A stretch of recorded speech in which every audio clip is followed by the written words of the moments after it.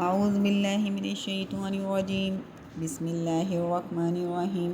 Welcome to my channel تعلیم القرآن۔ السلام علیکم۔ جیسا کہ آپ کو پتہ ہے ہم پڑھ رہے ہیں سورہ بقرہ۔ آج ہم اس کی پڑھیں گے آیت نمبر 36۔ بسم اللہ الرحمن الرحیم۔ فَأَزَلَّهُمَا الشَّيْطَانُ فَأَزَلَّهُمَا دونوں کو بہکا دیا، یعنی حضرت آدم علیہ السلام اور حضرت حوا علیہ السلام کو۔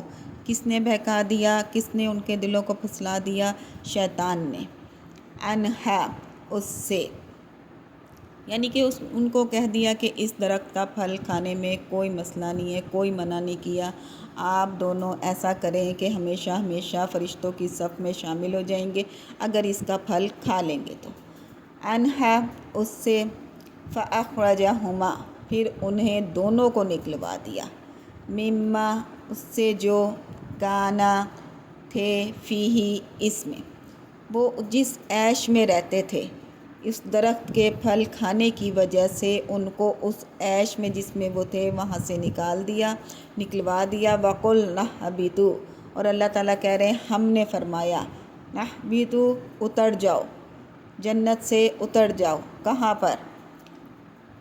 جنت سے نیچے زمین میں اتر جاؤ۔ باغکم تمہارے جو باغ ہیں، لباغن باغ کے، عدوٌ کیا بن جائیں گے؟ دشمن ہوں گے۔ وَلَکُمْ اور تمہارے لیے، فِی الْأَرْضِ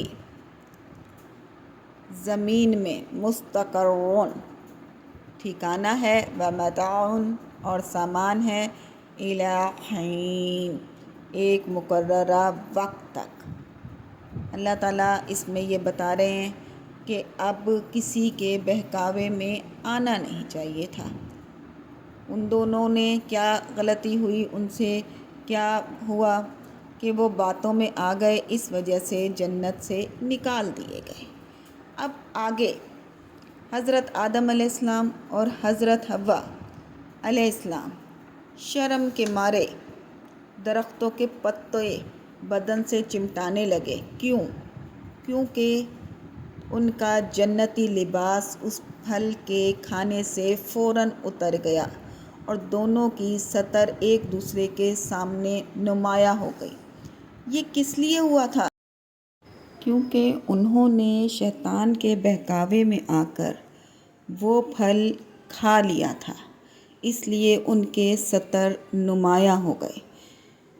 اب اگر جب اللہ تعالیٰ نے ان کو حکم دیا کہ اتر جاؤ، یہاں سے جنت سے اتر جاؤ نیچے زمین میں، اب زمین میں وہ کہاں پر اترے، یہ جاننے کے لیے آپ دیکھیے اگلا پارٹ۔